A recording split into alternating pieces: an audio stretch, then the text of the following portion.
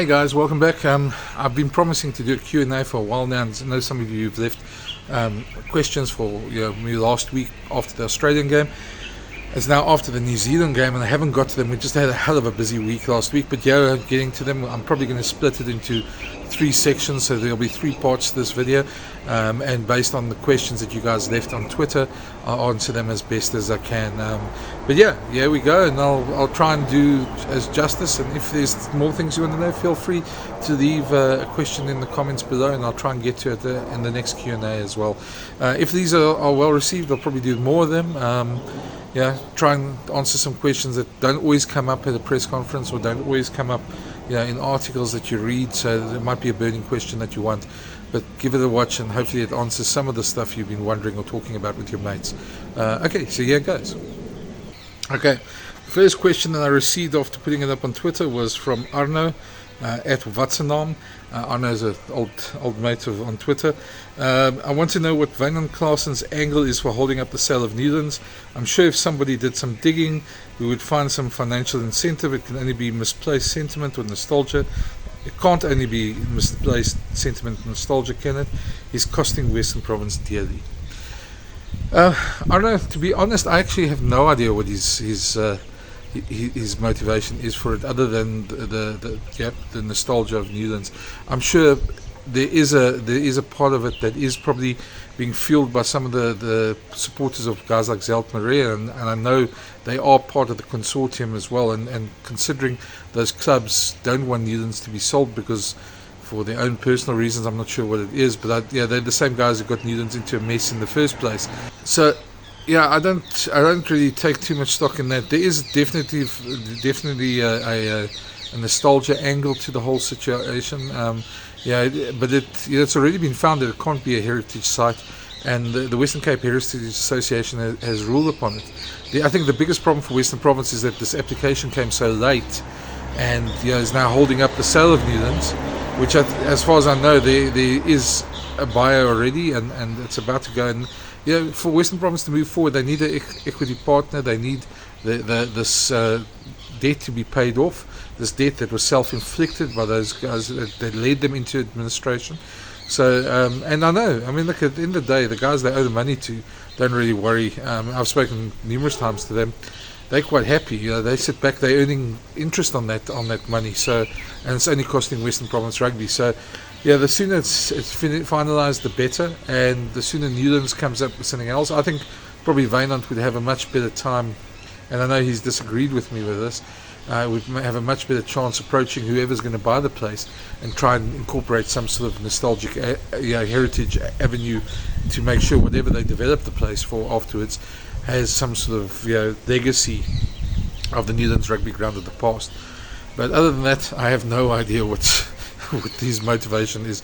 And if there are any, I'm speculating here, and I think like everybody else, we speculate on these things, but there are certainly some of the club guys there who are probably fueling this a bit as well. And unfortunately, it's probably the same guys who got them into those mess. Let's leave it at that. Second question comes from Anton de Waal at Underpants Anton. Interesting name. Why are players way in front of the kicker at kickoff not blown anymore? Sometimes they are 3 to 5 meters ahead of the kicker's boot. There should be a scrum on halfway. I must admit, there's another one. I'm going to handle this one as well from at Philip Cox, which says refs are so strict on the ball.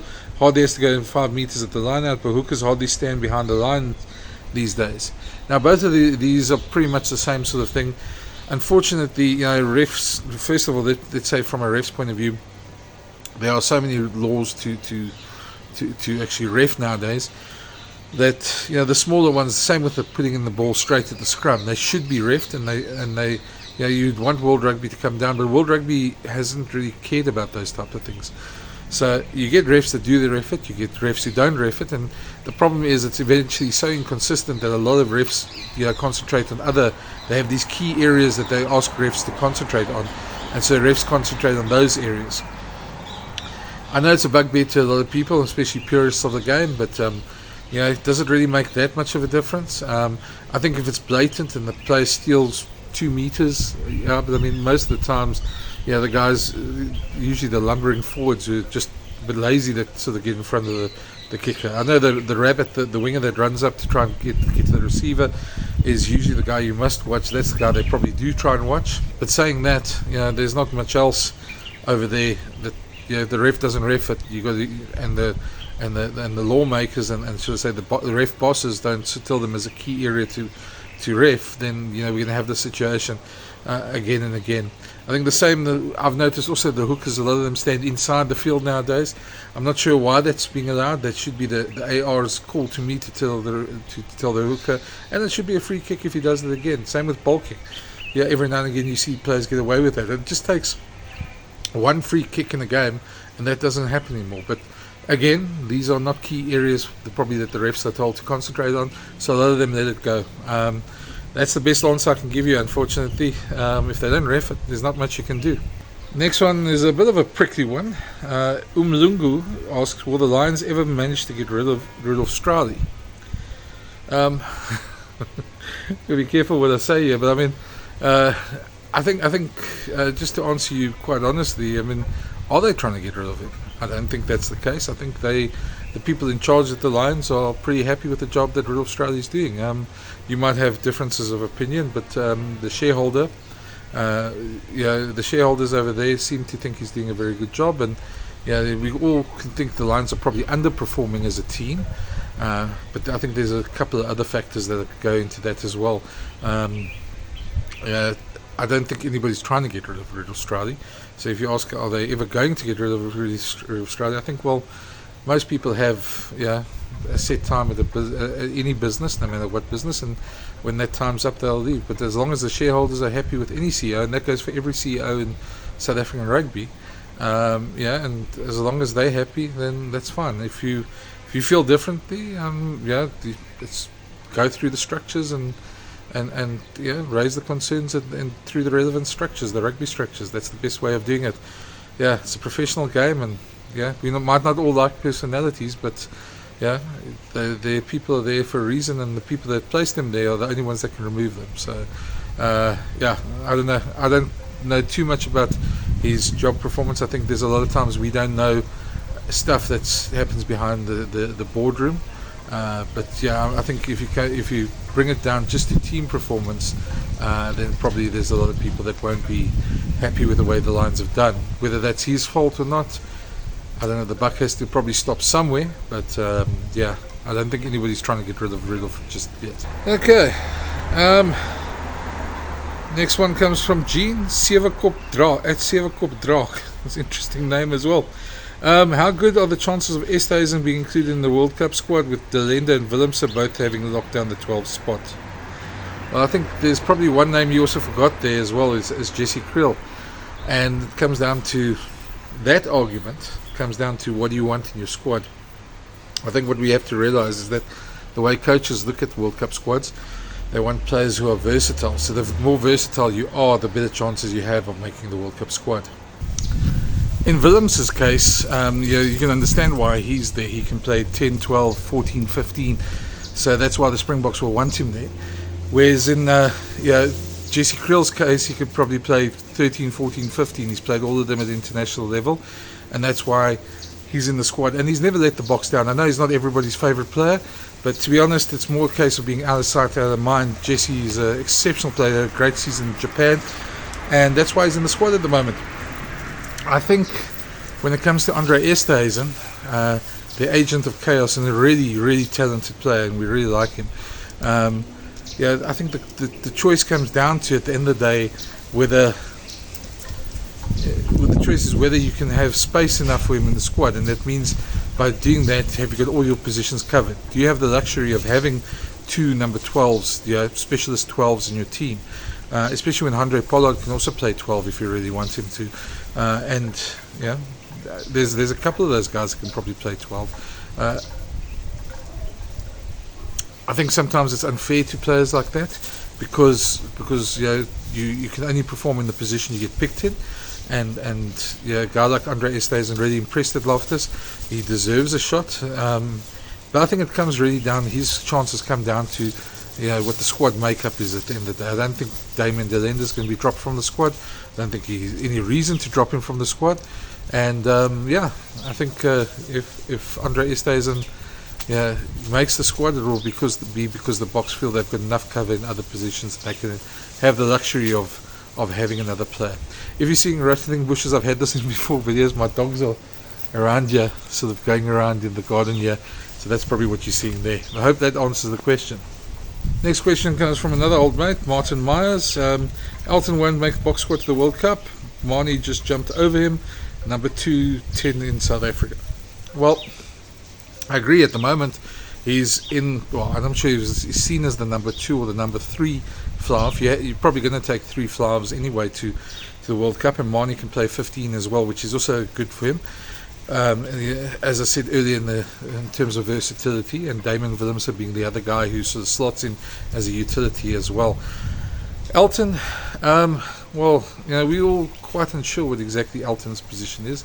He sort of came back out of nowhere. He seemed to be in the wilderness, and it just sort of shows how sparse the cupboard is when it comes to 10s, in terms that a guy like Elton's back in the squad at the moment.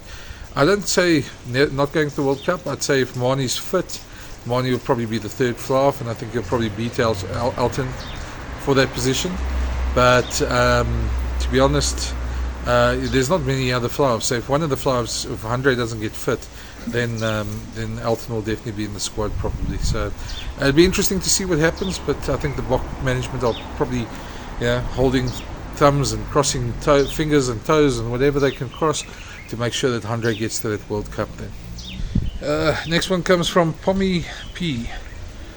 Is Sia going to the Rugby World Cup? Should he won't be match ready, but maybe as a spokesperson he would battle to make the team after his injury, and you can't be carrying anybody.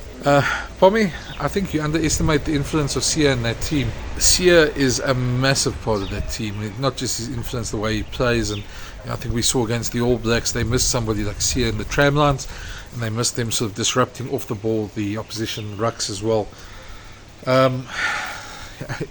Will he be going to the World Cup? I think same as with Andre, Boxer, fingers crossed, toes crossed, everything. I think we must remember in the last World Cup, he only played against Argentina, the very last game before going to the World Cup.